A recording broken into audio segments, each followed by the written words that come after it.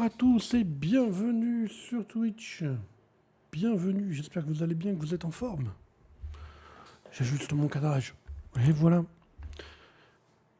La quotidienne juridique, c'est tout de suite. C'est parti. De quoi qu'on parle aujourd'hui? Eh bien, je réponds à vos questions. Si vous avez des questions juridiques, c'est l'occasion ou jamais, bien sûr, de les poser. Enfin, je dis ou jamais, mais non. Parce que, au pire, on les posera vendredi matin. Vendredi matin, je serai là. Pour rappel, je ne suis pas là demain. Pas de stream, pas de QJ demain. Mais il y aura bien retour de la QJ dès vendredi matin où on poursuivra notre sujet sur les CGV. Si vous avez vu notre incroyable petit 12 qui fait apparaître même une photo de Patrick Maurice et de Émilie pour notre journée du 24 juillet. Parce que le 24 juillet, il y aura un live avec Émilie Fatkik, expert comptable. On va parler valorisation d'entreprise. Et puis, bien sûr, nouveauté que je vous ai pas encore, dont je vous ai pas encore parlé, mais il y aura un live YouTube le 25 juillet. J'ai pas encore l'heure exacte, mais ça va être en fin d'après-midi, a priori 18h. Voilà, aux environs de 18h, quelque chose comme ça. Donc restez on sur la chaîne YouTube. Ce live YouTube sera dédié à la création d'entreprise principalement. Et ça sera bien sûr avec votre serviteur, moi-même, mais surtout, et surtout, plus important, Patrick Maurice. Donc ça, c'est vraiment très, très, très, très, très cool. Et je crois même que les personnes qui suivront le live auront la possibilité d'avoir un code promo pour avoir une remise sur leur création d'entreprise. Il me semble que c'est dans les tuyaux. Donc, voilà, restez bien sûr open là-dessus. Et ça va normalement fonctionner. Alors, il y a Clément qui me demande de faire des tests. Alors, on va faire des tests. On fait des tests en live. On en est là. On en est là. Je copie le lien. Et je le remplace. Je change l'URL, Clément. Je sais pas si tu m'écoutes. J'ai changé. J'ai changé l'URL. J'ai mis celui que tu m'as envoyé. N'hésite pas à écrire dans le chat si tu veux voir quel effet ça a. Est-ce que le chat est assez bien dimensionné? Après, il y a une balise CSS personnalisée. On peut la modifier peut-être. Je ne sais pas si c'est efficace de faire ça.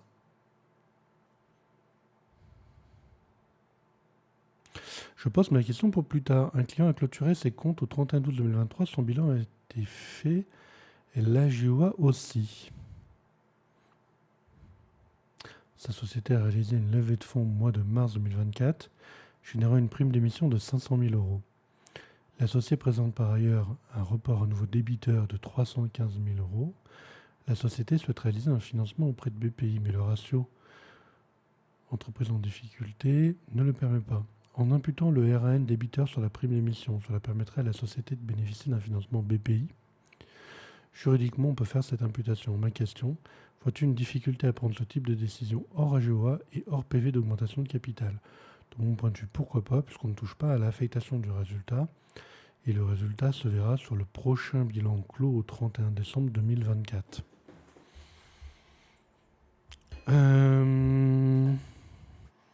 Je réfléchis parce qu'on est quand même d'une certaine manière dans une décision d'affecter le résultat, mais finalement, c'est une décision d'imputer. Ouais. Il y a une forme d'affectation, quoi, mais c'est pas une affectation de résultat. Et dans ce sens-là, je comprends. Je pense que ça peut être fait hors AGOA. Je vais essayer de regarder si je trouve l'info.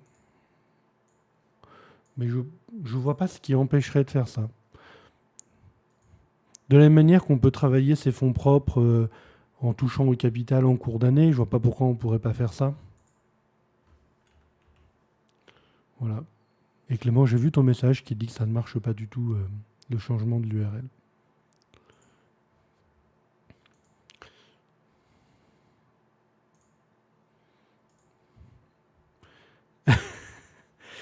Je l'ai fait de mon côté, ça fonctionne, mais vu que tu étais déjà là, ok. Très bien. N'hésite pas, sinon, Clément, à m'envoyer une capture d'écran sur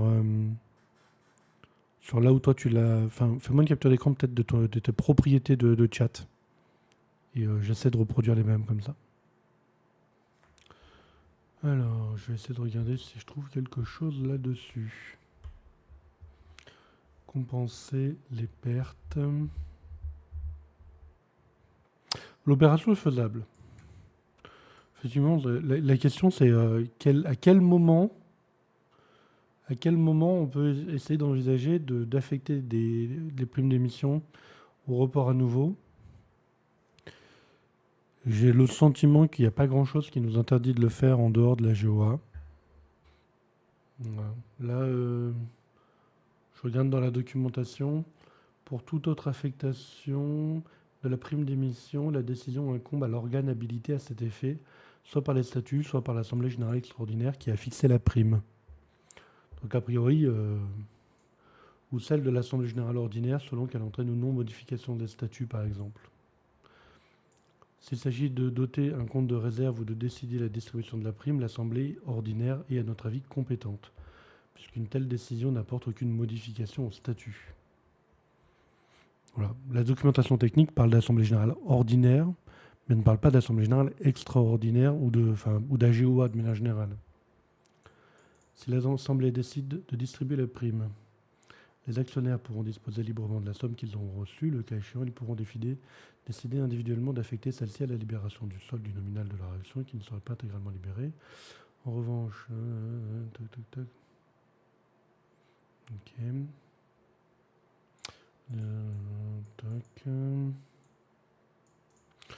Il n'y a rien qui... A priori, on pourrait faire une assemblée ordinaire, je pense.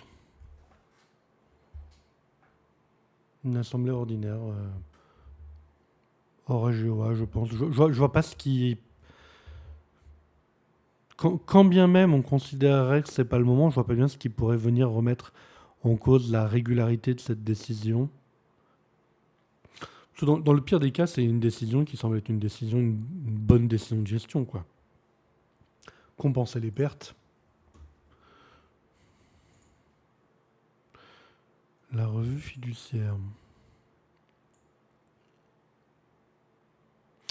Tu vois, Laure, dans le document que tu m'as envoyé de la revue fiduciaire, la commission des études juridiques de la CNCC relève que le solde débiteur du compte report à nouveau peut être utilisé par incorporation sur le poste prime d'émission dans le cadre d'un coup d'accordéon dans le but d'apurer les pertes. Un coup d'accordéon, c'est pas en cours d'AGOA. Hein. Donc ça veut dire que dans un cadre de réduction-augmentation du capital, la CNCC considère qu'on peut tout à fait, à ce moment-là, dans cette timeline-là, aller affecter le report à nouveau débiteur sur les primes d'émission.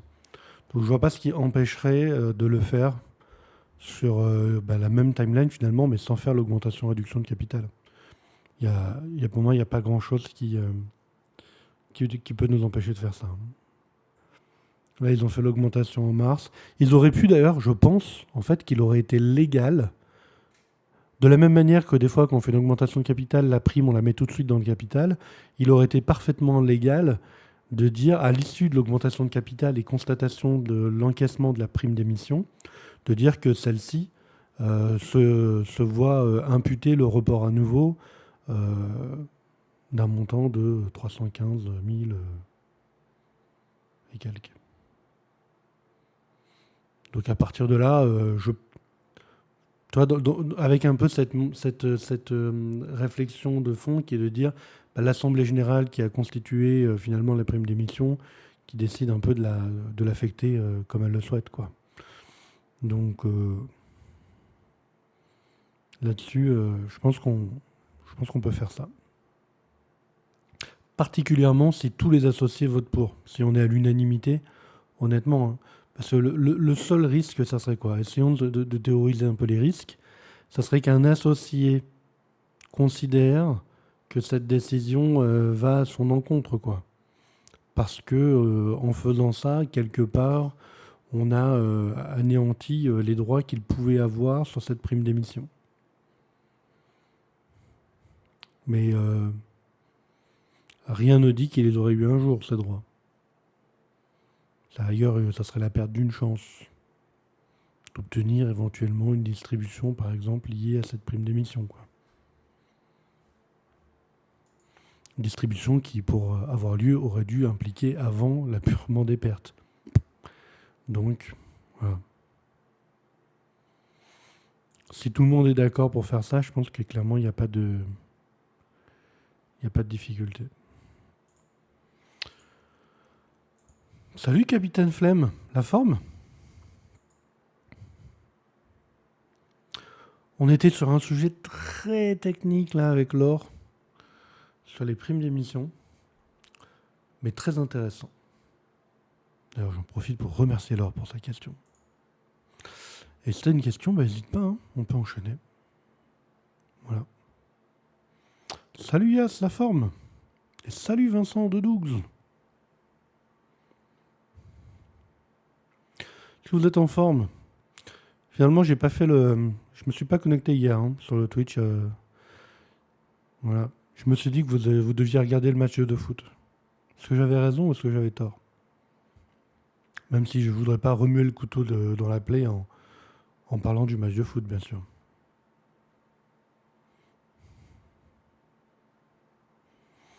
Je ne suis pas comme ça. Et voilà. Il faut... Et voilà, comme quoi j'avais vraiment raison de pas le faire hier. J'ai pas regardé le foot, personnellement. Enfin, un petit peu, mais pas beaucoup.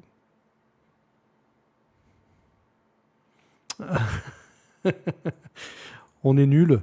Je dois t'avouer que je n'ai pas les compétences footballistiques pour me permettre de juger. Donc je vais suspendre mon jugement en la matière. Mais, euh, mais je veux bien croire, partons du constat des résultats, qu'a priori on a été moins bon.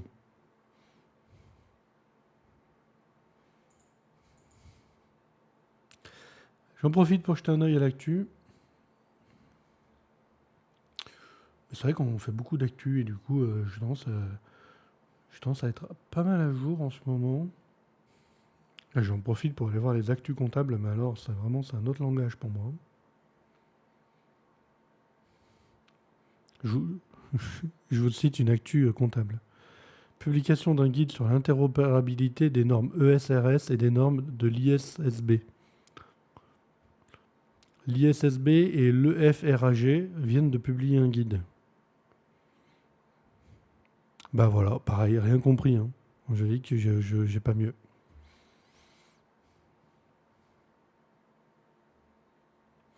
Pas mieux, pas mieux. On va regarder l'actu fiscale. L'actu fiscale, c'est toujours sympa, on découvre des nouveaux mots. Si vous voulez apprendre du vocabulaire, regardez l'actualité fiscale. Et oui, lire le CGI, c'est pas mal. Le problème, c'est que je crois que lire le CGI réduit l'espérance de vie.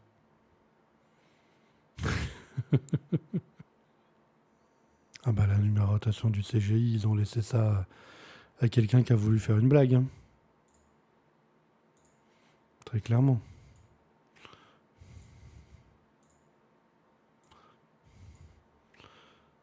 C'est encore une blague qui a mal tourné. C'est une blague d'inspecteur des impôts qui a mal tourné, ça. Ça fait des blagues, les inspecteurs des impôts, et vous êtes redressés. Ben oui. Je suis sûr qu'il y a des super blagues fiscales. Attendez, vous voulez qu'on se risque à de l'humour fiscal? Franchement, je suis pas c'est une bonne idée. Non, en fait, il n'y a même pas de blague. Si vous avez une super blague sur les impôts, n'hésitez pas à la mettre dans le chat. J'essaie de trouver une raison valable à l'utilisation du mot duo DCS au lieu de 12. La réforme fiscale, c'est quand vous promettez de réduire les impôts sur les choses qui étaient taxées depuis longtemps et que vous en créez de nouveaux sur celles qui ne l'étaient pas encore. Pas mal. Pas mal du tout. Edgar Faure. Et oui, moi je connais la blague des présomptions qu'on nous apprend bien sûr à la faculté. Est-ce que vous connaissez la blague des présomptions?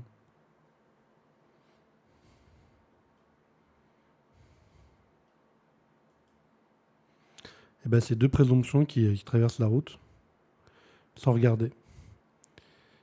Et, l'autre, il dit attention, tu vas te faire renverser. Et il fait bah non, je suis irréfragable. Ah, on se marre, hein. Vraiment, on est sur un niveau de poilade assez élevé. Voilà. Et pour ceux qui nous regardent et qui ne savent pas ce qu'est une présomption irréfragable, eh bien la présomption, c'est quelque chose de présumé, c'est quelque chose qu'on estime que par défaut, on considère que c'est vrai. Il faut prouver l'inverse. Et une présomption dite irréfragable, c'est une présomption où on considère que c'est vrai et qu'on ne peut pas prouver le contraire. Le contraire n'est pas prouvable. Et voilà, tu as ri. Eh ben, bravo à toi. Tu rejoins le club des humoristes juridiques.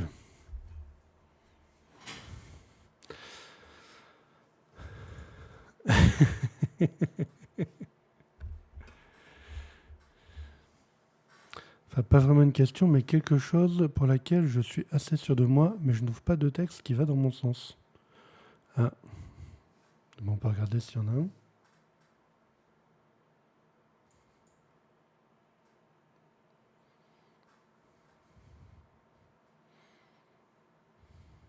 Mettre-le aussi. Vous savez ce que lit un comptable à son enfant le soir?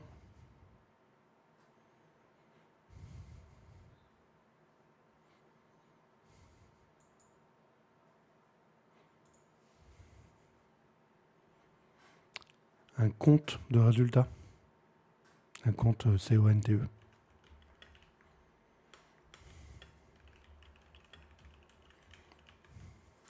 Voilà, tout doux.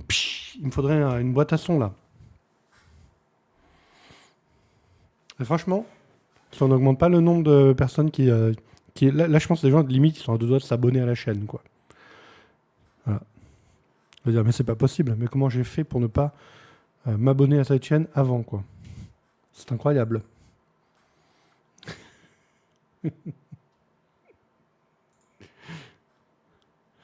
Alors, 3 petits points. Moi, quand vous écrivez 3 petits points dans le chat, je considère à beaucoup ri.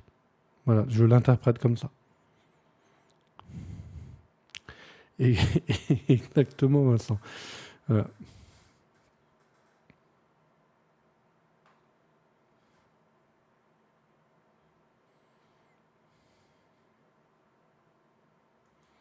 Attendez, j'ai une actualité pour vous.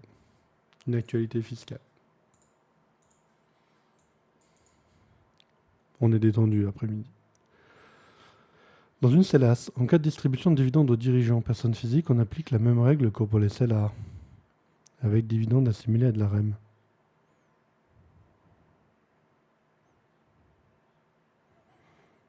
Il me semble que oui. C'est la même raison d'ailleurs pour laquelle les SPFPL, quand ils perçoivent des dividendes, il y a quand même des cotisations sociales dessus. Et ça, je pense que c'est juste lié à une application très très stricte de l'article sur l'assiette des cotisations sociales des professions libérales du Code de la sécurité sociale.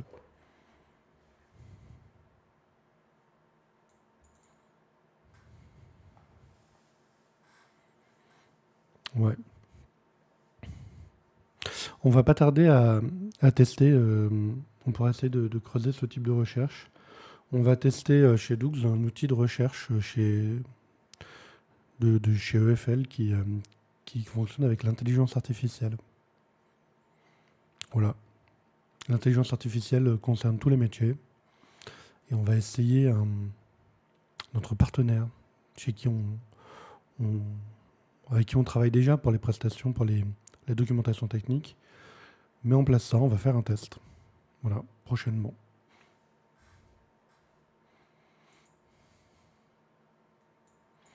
Alors, petite actu fiscale sur les sushis. Eh oui, les sushis. Est-ce que vous aimez les sushis dans le chat? Dites-moi.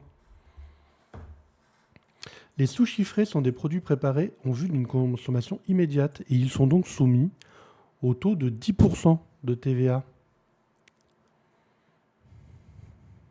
Voilà. La vente à emporter ou à livrer de sushis frais, c'est une actualité du 25 juin. La vente emportée ou à livrer de sushis frais relève dans tous les cas du taux intermédiaire de 10% selon le Conseil d'État. Et moi, j'imagine le Conseil d'État qui est en train là et qui sont tranquillement dans leur siège à parler de sushis. Voilà. Je ne peux pas m'empêcher de trouver ça drôle. Est ainsi remise en cause la doctrine administrative accordant le taux réduit de 5,5% aux ventes de sushis réalisées par les grandes surfaces. Et oui, le saviez-vous, les grandes surfaces qui vendaient des sushis avaient droit au taux réduit de 5,5%. Les produits alimentaires préparés en vue d'une consommation immédiate qui s'entendent des produits dont la nature, le conditionnement ou la présentation induisent leur consommation dès l'achat sont soumis au taux intermédiaire de 10% de la TVA en application de l'article 279N du CGI. Vous savez ce qui fait très peur dans l'article 279N ? C'est que N c'est loin dans l'alphabet. Voilà. Je trouve cet article, je n'ai pas été le voir, mais il doit être horrible. Par dérogation au principe général d'application du taux réduit de 5,5% aux produits alimentaires prévu par l'article 178 O bis A, premièrement, du même code. En vrai, il n'y a vraiment pas de blague quand je vous dis les noms des numéros d'articles. Il n'y a pas de blague. Les numéros d'articles en eux-mêmes sont des blagues. Pour l'application de ces dispositions, les sushis frais doivent être regardés comme des produits préparés en vue d'une consommation immédiate, dont la vente à emporter ou à livrer relève du taux de 10%, quel que soit leur conditionnement, barquette hermétique ou équipée d'un couvercle, accompagné ou non de baguettes, ou leur lieu d'achat, vente par des enseignes spécialisées ou en grande surface. Il ressort en effet des conclusions de la rapporteure publique, je crois que c'est madame, je ne suis pas sûr, c'est madame Bogdan Tognetti, que la nature d'un produit peut renvoyer, outre aux caractéristiques physiques, sanitaires et gustatives du produit, aux habitudes de consommation et aux besoins normaux d'un produit alimentaire, qu'un produit alimentaire a pour objet, en règle générale et dans l'immense majorité des cas, de satisfaire. Or, au regard des usages et habitudes générales de consommation du sushi, les clients achètent des sushis frais pour les consommer dans le prolongement direct et immédiat de l'acte d'achat ou de la livraison. Il est en même temps assez rare d'acheter des sushis pour les manger dans 4 jours, quoi. Quand bien même il pourrait finalement choisir de les conserver quelques jours au réfrigérateur sans risque sanitaire.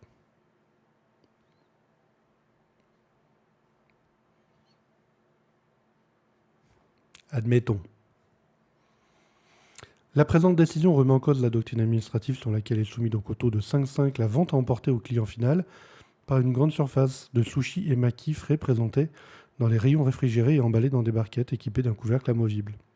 Cette doctrine favorable aux contribuables concernés reste en tout état de cause opposable à l'administration tant qu'elle n'est pas rapportée. Les sushis vendus surgelés bénéficient en revanche du taux réduit de 5,5%, sous réserve qu'ils ne puissent être consommés sur place. Donc, globalement, si vous êtes un fan de sushis, sachez que vous allez prendre 4,5% d'augmentation sur vos sushis, parce que de toute façon, la TVA, c'est le consommateur qui la paye.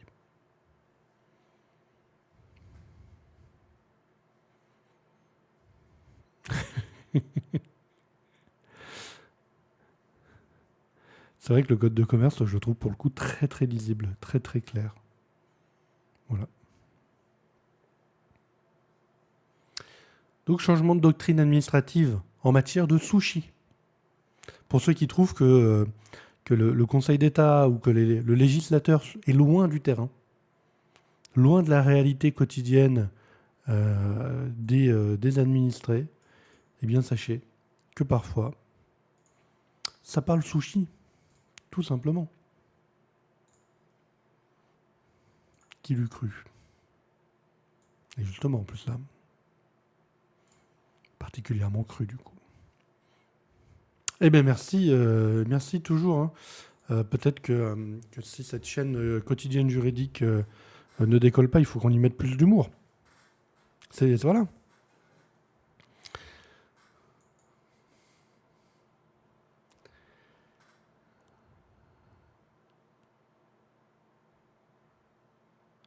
Si, moi je voulais revenir sur un point, donc j'en profite, il nous reste quelques minutes ensemble. Je ne sais pas si c'est très clair, mais j'ai beaucoup de clients qui sont posé la question dernièrement. C'est les clients qui sont en situation de holding dont leur société fille est présidée par la holding et qui facturent des prestations entre la société holding et la société fille, des prestations ou un mandat de rémunération de dirigeant. Donc, pour rappel, ma société fille est une société par action simplifiée. Je nomme ma holding, peu importe sa forme, présidente de ma société par action simplifiée. En tant que présidente, ma société holding peut percevoir une rémunération. Cette rémunération est une décision de gestion.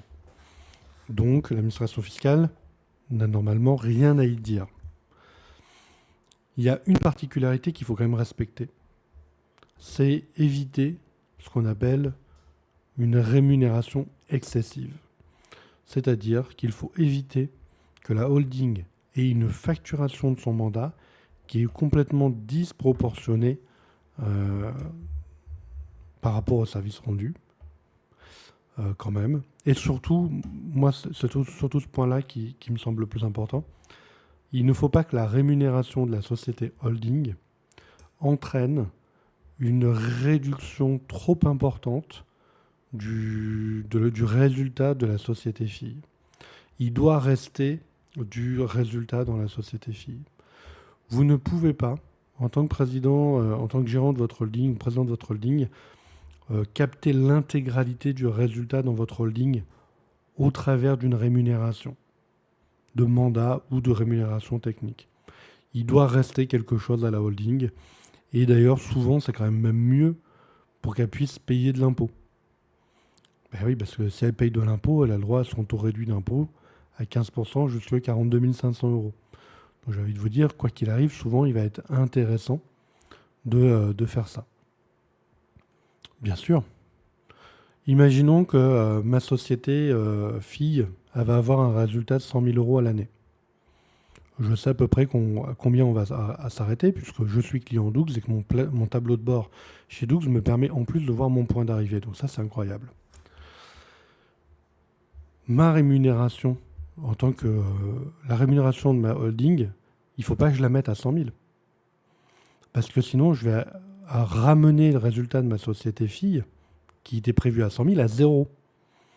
Non seulement c'est une mauvaise idée d'un point de vue de la fiscalité, de l'optimisation, parce que du coup, je vais retrouver à payer de l'IS sur ma holding et 0 sur ma société fille dans la tranche à 15%, et je peux me retrouver à en payer sur ma holding dans la tranche à 25%, donc c'est dommage.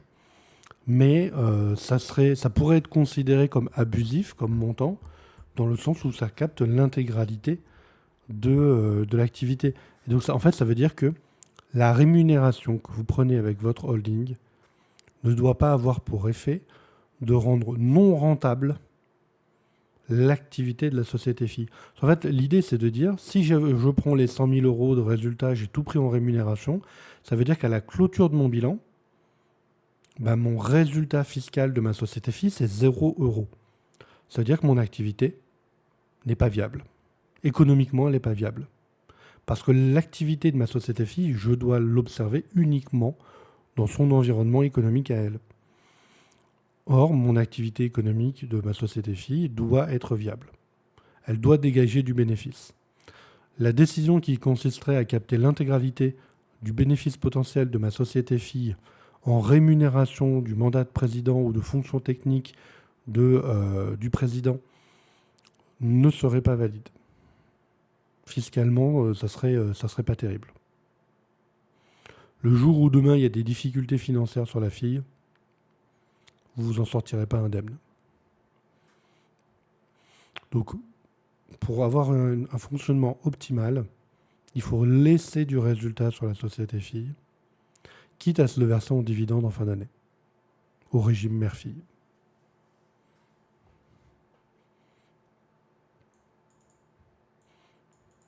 Toujours essayer d'avoir une décision en matière de gestion des flux de trésorerie, faire en sorte que chaque société conserve les moyens d'investir, de la trésorerie, voilà, qu'elle puisse s'en sortir. C'est important de garder ça en tête. Alors, qu'est-ce que je vois d'autre comme actu ? Il y a eu des modifications sur Les cessions de parts de sociétés à prépondérance immobilière. L'administration apporte des précisions sur l'application des nouvelles obligations déclaratives issues de la loi de finances 2024 en cas de cession de parts de sociétés à prépondérance immobilière. Seule la déclaration papier de cession de droits sociaux, formulaire 2759, intègre ces nouvelles mentions. Et l'administration alerte sur le fait que les déclarations de cession de participation dans une personne morale à prépondérance immobilière ne doivent pas être effectuées en ligne. Voilà. Petite info intéressante. Société à prépondérance immobilière, pas d'enregistrement en ligne. C'est ça les avancées en 2024.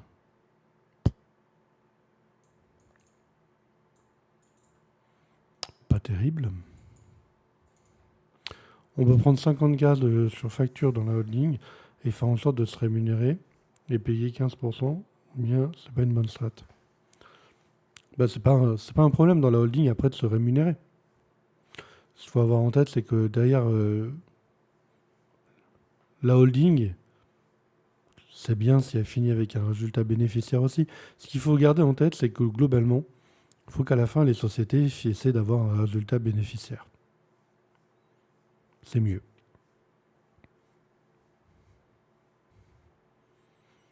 C'est particulièrement important sur les sociétés filles.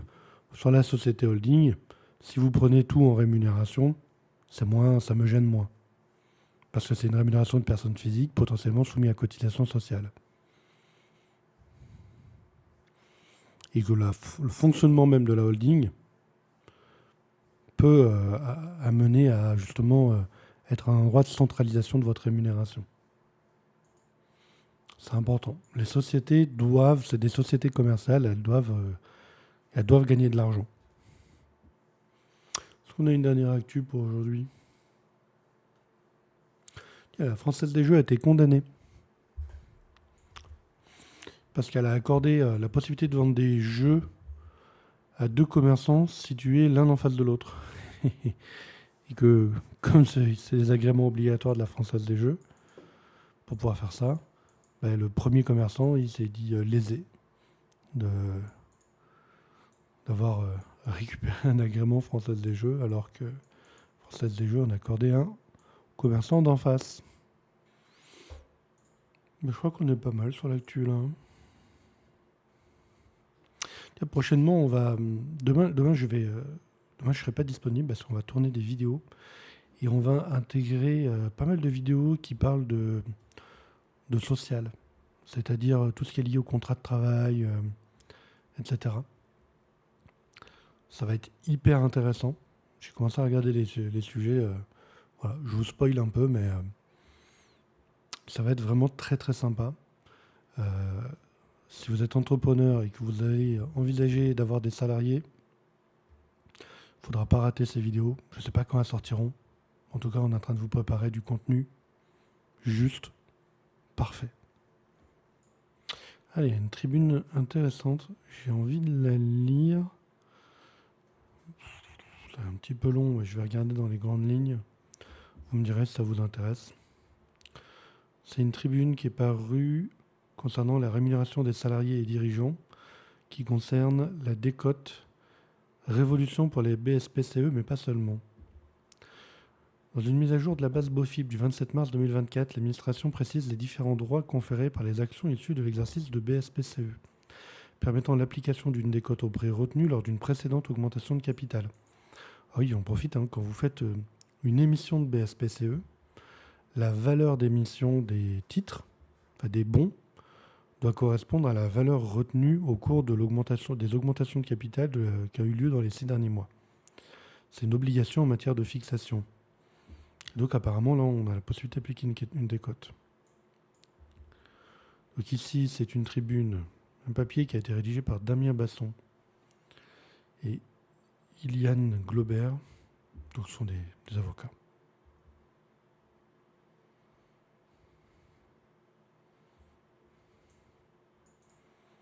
Il s'agit probablement d'une révolution pour les BSPCE en France, renforçant significativement leur attractivité, mais pas seulement.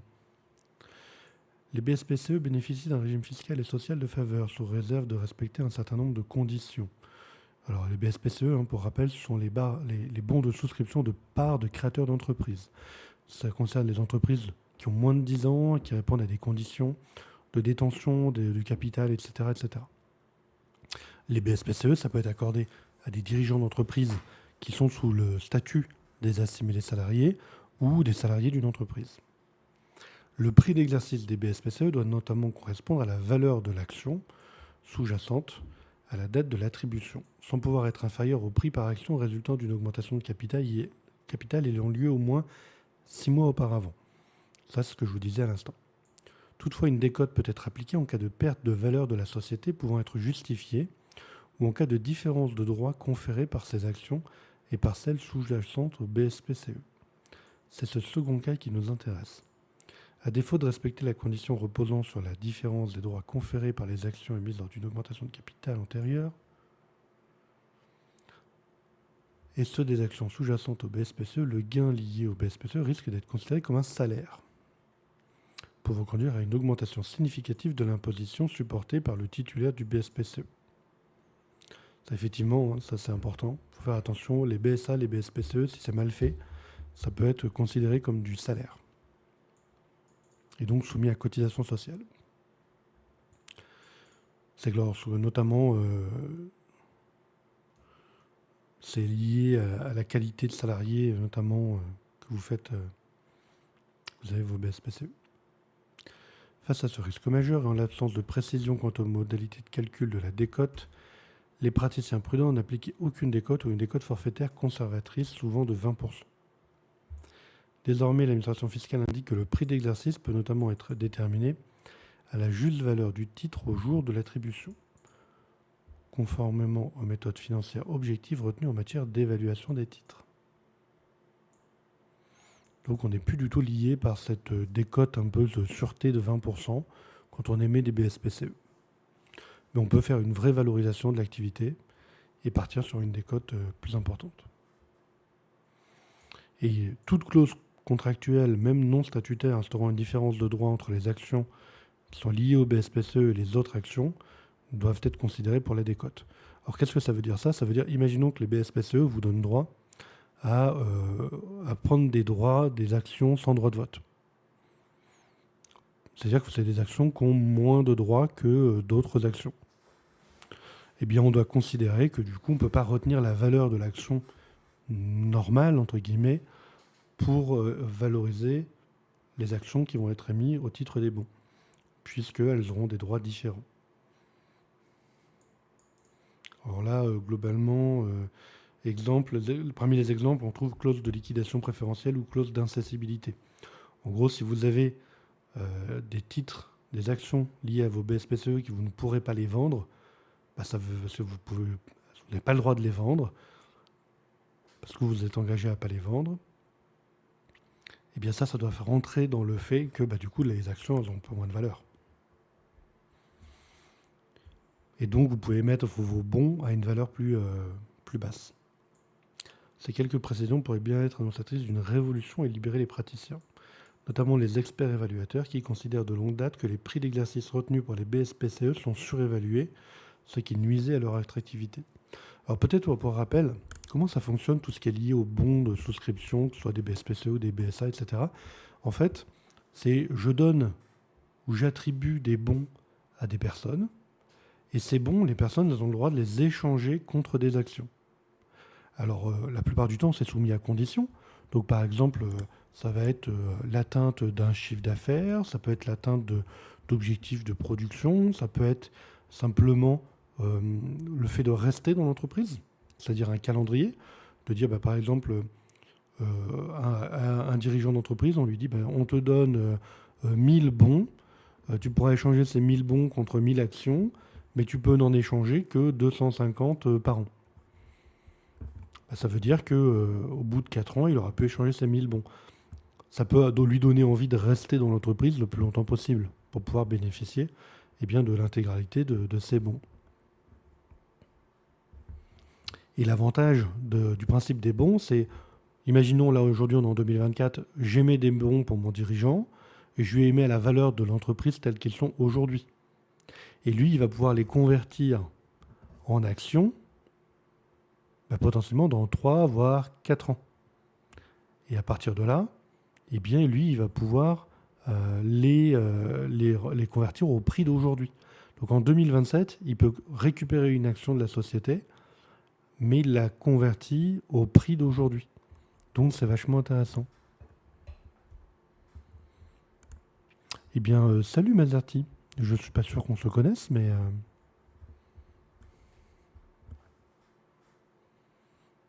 bienvenue sur ce chat.